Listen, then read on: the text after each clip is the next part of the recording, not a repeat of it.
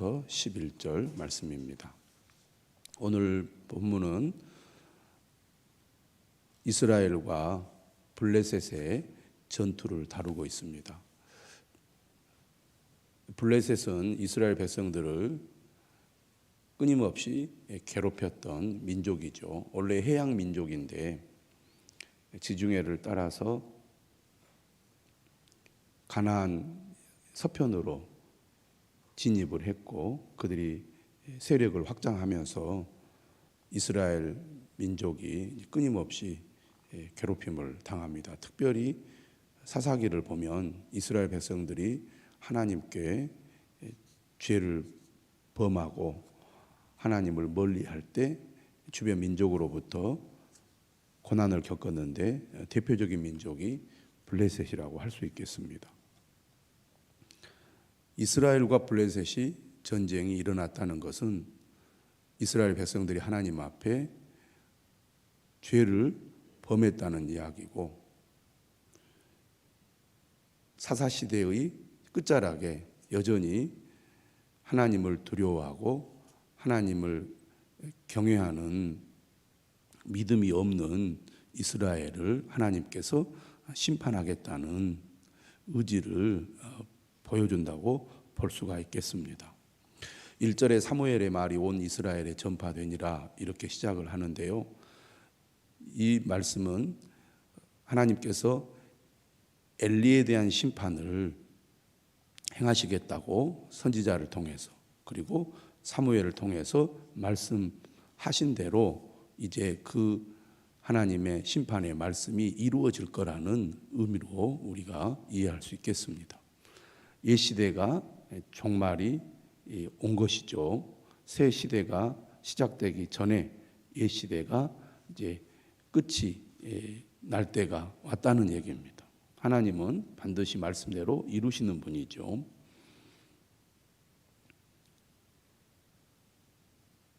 이 절에 보면 이스라엘과 블레셋이 드디어 이제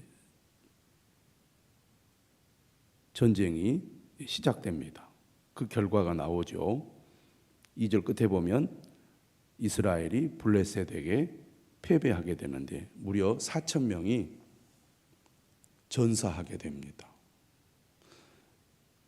이와 같이 이스라엘과 블레셋이 전쟁이 일어났고 전쟁의 결과 이스라엘이 패하게 되었는데 왜 이스라엘이 블레셋에 패하게 되었는지를 이스라엘 장로들이 그 원인을 분석하게 됩니다. 3절에 나오죠.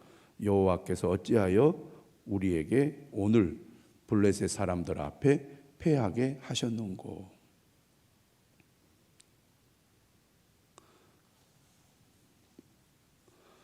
이스라엘 사람들은 하나님을 믿는 사람이지만 하나님의 말씀대로 살지 않고 자신의 뜻대로 살았으며 하나님을 두려워하는 마음이 없이 하나님께 불순종하는 삶을 살았습니다. 그것을 여실히 잘 보여주는 것이 엘리 제사장의 가정이죠. 가장 하나님을 두려워하고 하나님 말씀대로 살아야 할 엘리의 가정이 대표적으로 하나님을 두려워하지 않고 하나님의 말씀을 따르지 않는 것을 보여줌으로써 이스라엘 전체가 얼마나 영적으로 타락했는지를 말해줍니다.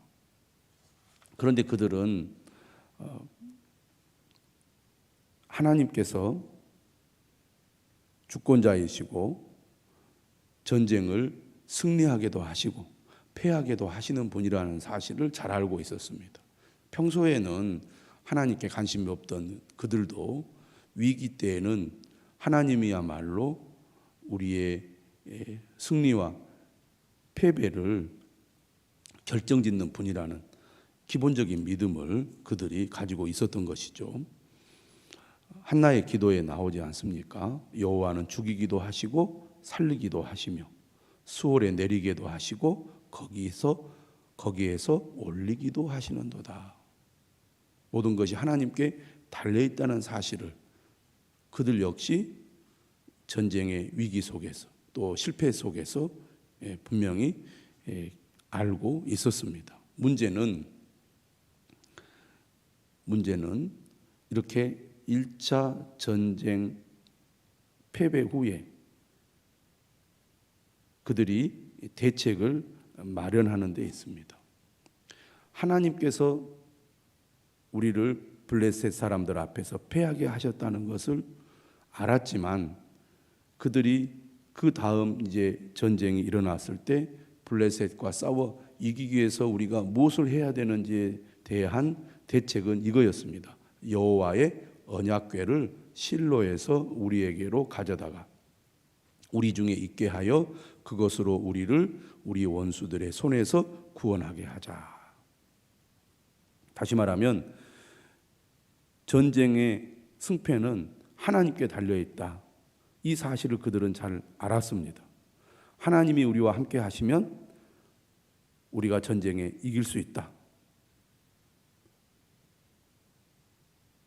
그래서 그들이 내린 결론은 언약궤를 전쟁터로 가지고 오면 우리가 이길 수 있다. 이렇게 결론을 내린 겁니다. 언약궤는 하나님께서 임재하시는 곳이죠. 언약궤에 우리가 그 덮개를 가리켜서 시은 자, 하나님이 은혜를 베푸시고 죄를 용서하시는 곳이라고 표현을 합니다. 또 다르게 말하면 이 언약궤의 이 덮개는 하나님이 앉으시는 보좌라고 할 수 있겠습니다. 하나님께서 그곳에 임재하셔서 백성들의 죄를 용서하시고 또 백성들에게 하나님의 말씀을 주시고 또 전쟁에 임할 때 하나님께서 진두지휘하셔서 전쟁을 이끄신다는 그런 의미입니다. 자, 이렇게 언약궤를 실로에서 가져와서 전쟁을 벌이면 이길 수 있을 것이다. 이렇게 결론을 내리고 언약궤를 실로에서 가지고 옵니다. 드디어 만군의 여호와의 언약궤.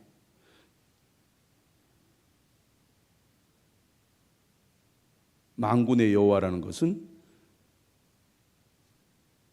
전쟁에서 승리를 이끄시는 전사로서의 하나님을 가리킵니다. 그 하나님이 임재하시는 언약궤를 가져왔고 이때 누가 동행합니까? 엘리의 두 아들 홈니와 비느하스가 언약궤와 함께 그곳에 오게 되지요. 그러자 5절에 보면 여호와의 언약궤가 진영에 들어올 때 온 이스라엘이 큰 소리로 외칩니다. 땅이 울릴 정도로 그들은 사기가 충천해 있었습니다. 언약궤가 우리와 함께 하기 때문에 우리는 승리할 수 있다. 강한 확신이 생긴 거죠. 전쟁에서 사기는 매우 중요하잖아요. 이길 수 있다. 이런 확신을 갖게 되면 전쟁에서 승리할 가능성이 그만큼 더 높아진다고 하겠습니다. 이 소식을 들은 블레셋 사람들의 반응입니다. 이스라엘 백성들이 큰 소리로 외치니까 그 함성 소리가 블레셋 진영까지 들린 거예요. 그들이 이렇게 얘기합니다. 히브리 진영에서 큰 소리로 외치면 어찌 됨이냐. 그들이 알게 됩니다. 여호와의 궤가 진영에 들어왔다는 것을 깨닫게 된 것이죠. 이에 대한 블레셋 사람들이 어떻게 반응을 합니까? 두려워했다 그래서 두려워했다. 신이 진영에 이르렀도다. 우리에게 화로다. 전날에는 이런 일이 없었도다. 우리에게 화로다. 누가 우리를 이 능한 신들의 손에서 건지리요. 그들은 광야에서 여러 가지 재앙으로 애굽인을 친 신들이니라. 블레셋 민족은 이스라엘의 과거의 역사를 잘 알고 있었고 하나님이 얼마나 두려운 분이라는 것을 알고 있었습니다. 자, 여기서 우리가 주목해야 될 부분입니다. 하나님을 믿지 않는 블레셋 사람들은 오히려 이스라엘의 과거 역사를 통해서 나타나신 하나님이 어떤 분인지 알았고 하나님을 두려워하는 마음을 가졌다는 겁니다. 하지만 이스라엘 민족은 하나님을 두려워하지 않고 있다는 겁니다. 하나님을 두려워하지 않는 삶을 잘 보여준 게 사사기 시대고, 사사기 시대의 지금 끝자락에 엘리 제사장의 시대에도 여전히 이스라엘 사람들은 하나님을 두려워하는 마음이 없었습니다. 오히려 하나님을 믿지 않는 블레셋 사람들이 하나님을 두려워하고 있다는 거죠. 그래서 그들은 하나님의 언약궤가 전쟁터에 왔다는 소식을 듣고 이스라엘의 하나님이 전쟁에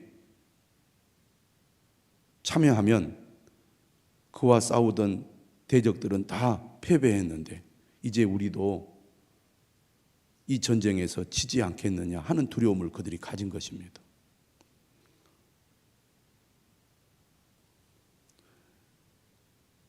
그러면서 그들은 어떻게 결심을 합니까? 9절에 너희 블레셋 사람들아 강하게 되며 대장부가 되라. 너희가 히브리 사람의 종이 되기를 그들이 너희의 종이 되었던 것 같이 되지 말고 대장부 같이 되어 싸우라.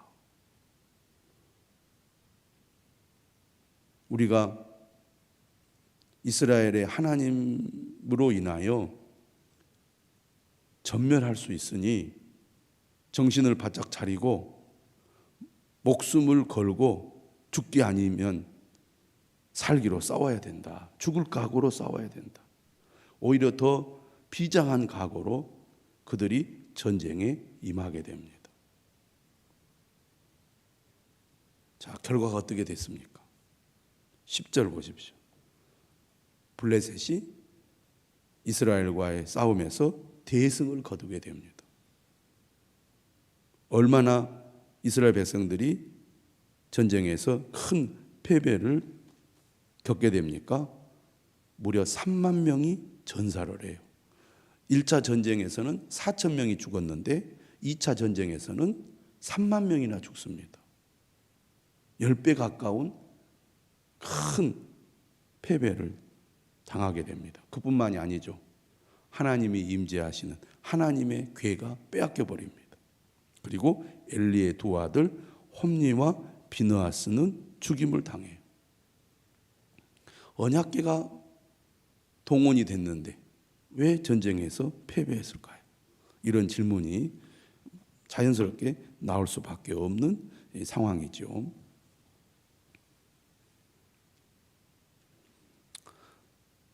여기서 우리가 분명히 알아야 될 것은 언약궤 자체가 능력이 있는 것이 아니라는 겁니다.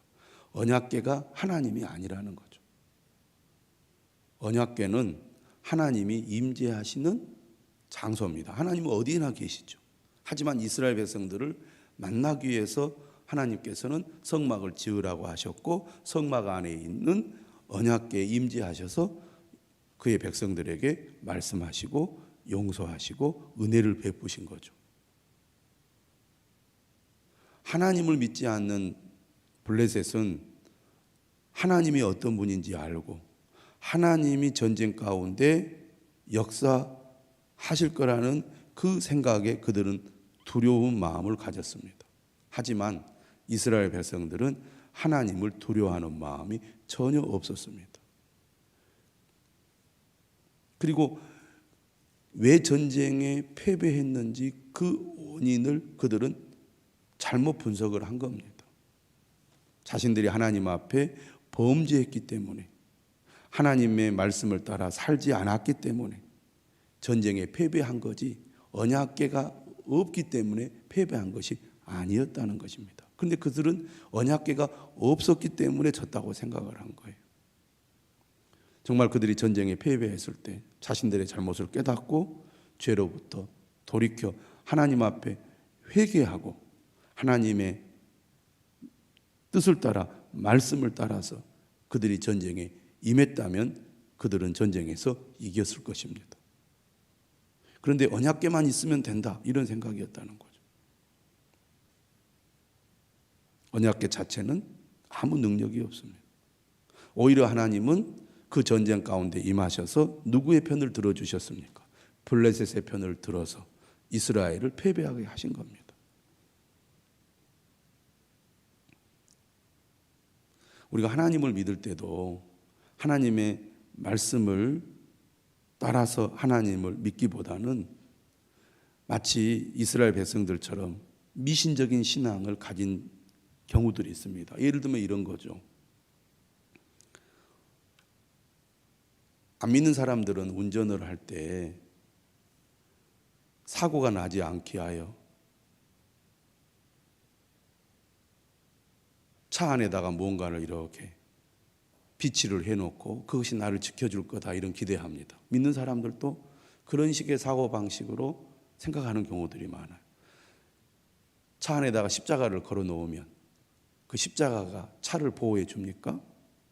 또 어떤 분들은 자동차 안에다가 성경책을 이렇게 거의 간직해 놓습니다. 성경책이 있기 때문에 하나님이 보호해 줄 거라고. 아니죠. 성경책을 여러분들이 늘 품에 넣어 가지고 다니면 그 성경책이 우리를 보호해 줍니까? 성경책을 가지고 가방에 넣어 가지고 어디든지 다니면 하나님 나와 함께 하십니까? 아니죠. 성경책 자체가 능력이 있는 게 아닙니다. 하나님의 말씀이기 때문에 성경책을 우리가 귀하게 여기고 그 성경책 안에 있는 하나님의 말씀을 우리가 귀하게 여기고 그 말씀을 따라 순종할 때 하나님이 우리 삶 가운데 역사하시는 거죠. 이스라엘 백성들은 껍데기만 있으면 될 거라고 생각을 했습니다. 자신들이 하나님 앞에 얼마나 잘못했는지 깨닫지 못하고 회개하지 않고 그저 언약궤만 있으면 된다. 과거의 이스라엘 역사를 보니까 언약궤가 있을 때 전쟁에서 이겼다. 껍데기만 본 겁니다. 본질은 보지 못하고. 오늘 우리도 그런 생각을 가지고 잘못된 신앙생활을 할 수가 있습니다. 성경책이 중요한 게 아니죠. 교회에 와서 예배 생활을 내가 빠지지 않고 정기적으로 잘했다는 것이 사실은 본질이 아닙니다.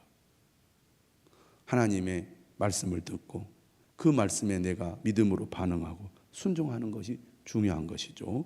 껍데기가 아니라 본질, 그것을 붙들 때 우리가 하나님의 능력과 은혜를 경험하게 될 줄 믿으시기를 바랍니다. 블레셋과의 전쟁에서의 결론은 결국 하나님께서 사무엘을 통해서 말씀하신 예언에 대한 성취라고 할 수 있겠습니다. 엘리에 대한 심판이죠.